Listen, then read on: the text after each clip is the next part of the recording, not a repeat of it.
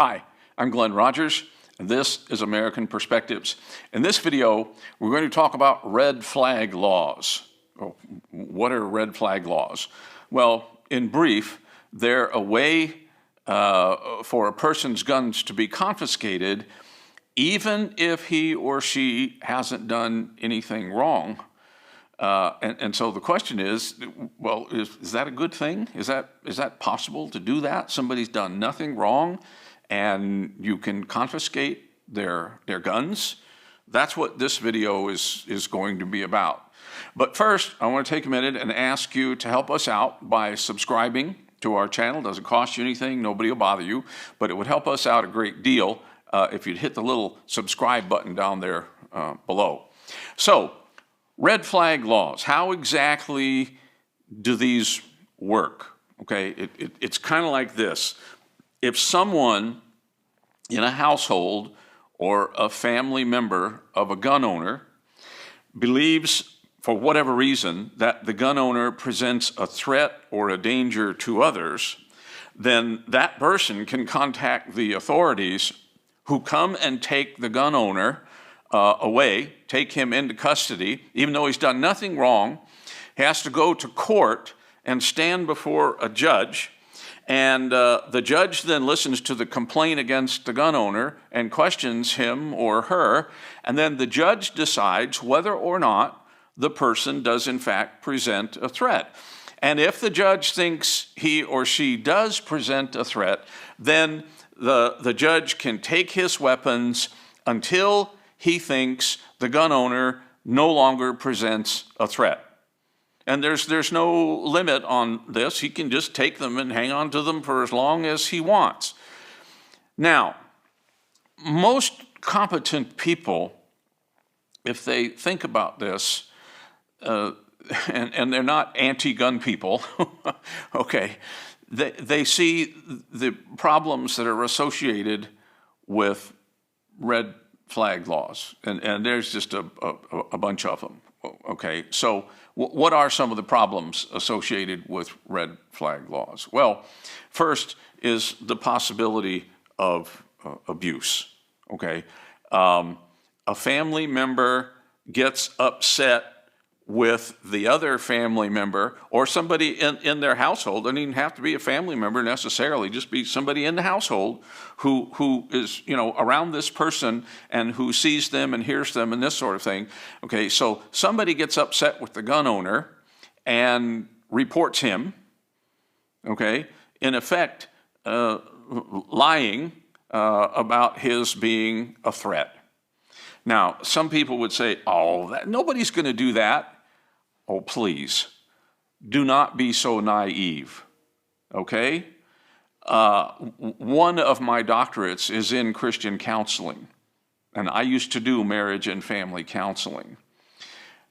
And I can tell you that every counselor or therapist regularly hears things about what goes on inside people's heads and what happens in their homes, in their families, that would absolutely shock you. To think that nobody in a family would report another person in their family who happens to own guns to the authorities just because they're upset with them is extremely naive. It absolutely will happen, okay? I mean, just think about all of the kind of family situations where an extended family is living together, and there's a guy who got some guns, maybe his sister-in-law and he don't get along really well, but she's married to his brother, and they all live in the same house or whatever, but they get in an argument one day, and he calls her a lazy slob or whatever. Things like that happen in families. And so she decides she's going to get even with him, and she calls the authorities, and they come and take him, and his guns get confiscated. And the guy's done nothing wrong. He hasn't done anything. See, that's the main problem with red flag laws. Somebody simply has to say, well, I heard him say thus and so, or I've seen him behave in certain ways, and he's going to do something. He's going to hurt somebody. And so just based on that, this guy's guns get confiscated. The Second Amendment makes no difference. The guy's guns get confiscated. Well, that's just not the way things are supposed to work here in America. You've done nothing wrong, but you're being hauled before a judge, and then you lose your guns, your weapons. And that's really the second part of this whole thing. The gun owner has done nothing wrong. Red flag laws would allow the court to deny the rights of a person, Second Amendment rights, who has done nothing wrong simply because someone in his family thinks he might. Not that he did, but thinks he might. And because some people think he might, then, he's in trouble. Well, but see, there are some people who think that you're going to do something crazy and hurt somebody just because you own a gun. There are people out there who are so frightened of guns and people who own guns that if they find out you own a gun, they're immediately afraid of you. I mean, this thing is just so full of potential problems, it's staggering. And here's the third thing, and this is a big one, okay? The judge is the one who decides whether this person is, in fact, a threat or not. The problem is, judge isn't qualified to do that.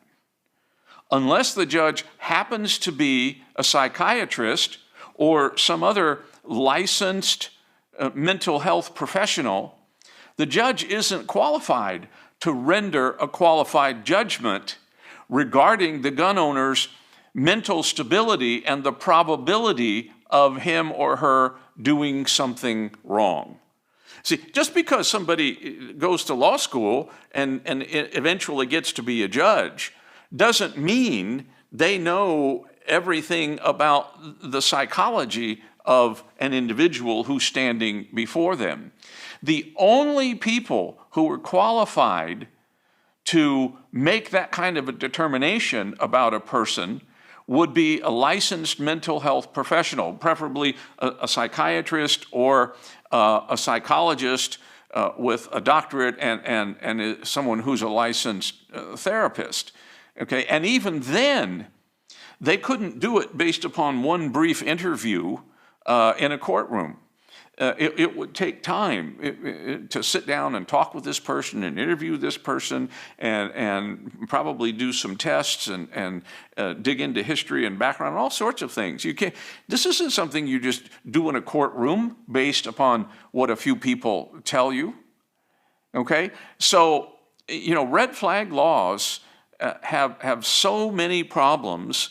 A family member who's worried about somebody or who's angry or frightened or who wants to hurt the gun owner, then, you have a gun owner who's done nothing wrong, gets hauled before the judge to explain himself based on the word of a family member, and the judge who doesn't have the training or the qualifications to render a qualified decision on that person's mental stability gets to do just that. And we think, oh, well, this is a good thing, red flag laws. This will get the guns out of the hands of dangerous people. Probably not. Probably not, because the judge is just not qualified to make that kind of a determination. And if someone sees that this person is a threat or thinks they might be, then the appropriate thing to do would be to take that person to a mental health facility and have that person evaluated there. But it can't just be based upon what someone says, well, I think he might do something. There has to be some reason. We can't be having people institutionalized on the word of somebody who lives in your household, family or not, who says, well, I think he might do something. I mean, this is something that happened back in the 17 or 1800s or early 1900s when you had completely healthy, innocent people locked up in institutions on the word of somebody else who didn't know what they were talking about. And That was made illegal a long time ago, and a red flag law is simply a way to resurrect those ideas and punish people who have in fact done nothing wrong. The whole idea of red flag laws is just plain silly. How are anyone's civil liberties not going to be violated in a system like that? You see, and the gun control people tried to make this sound so very reasonable. Well, we want anybody to be hurt, and this person appears to be mentally unstable. Well, that person shouldn't have access to guns. All right, now, here's the thing. I agree that a mentally unstable person should not have access to guns. Everybody's going to agree with that. People who are not playing with a full deck, to use highly technical terminology, shouldn't have access to guns. Okay, everybody knows that. But just because a family member says this person is mentally unstable and they might hurt somebody, that doesn't make that true. Doesn't mean they are. You see, why doesn't the proposed red flag laws, why don't they include mental health professionals? Evaluation by mental health professionals. They don't. There are no mental health professionals involved. There are no doctors involved. Why is that the case? Why is it that a judge with no training in mental health gets to make a determination about a person's mental health and do so based on the recommendation of somebody who lives in a household and then a very brief interview with that person? Why would they want to do something like that? Why are there no doctors involved in any of these laws with the red flags? You see, red flag laws are simply ripe with opportunities for abuse. They are a bad idea. And there are some states out there who have already passed laws saying we will not have any red flag laws here. If I'm not mistaken, I think Oklahoma is one of those states. Way to go, Oklahoma, okay? Because they saw immediately, this is nuts. You can't have people hauled before a judge and have their weapons confiscated simply because someone in their household says, well, he might hurt somebody with it. That's no way to deal with people. If there's a real issue, take them to a doctor and let the doctors deal with them. But people who have rights, well, you cannot just simply deny their rights based upon a brief interview in a courtroom context. And so you need to write your state representatives and make sure that they know that red flag laws are extremely problematic and they are not the way to deal with the problem. Should mentally unstable people have guns? No, of course they shouldn't.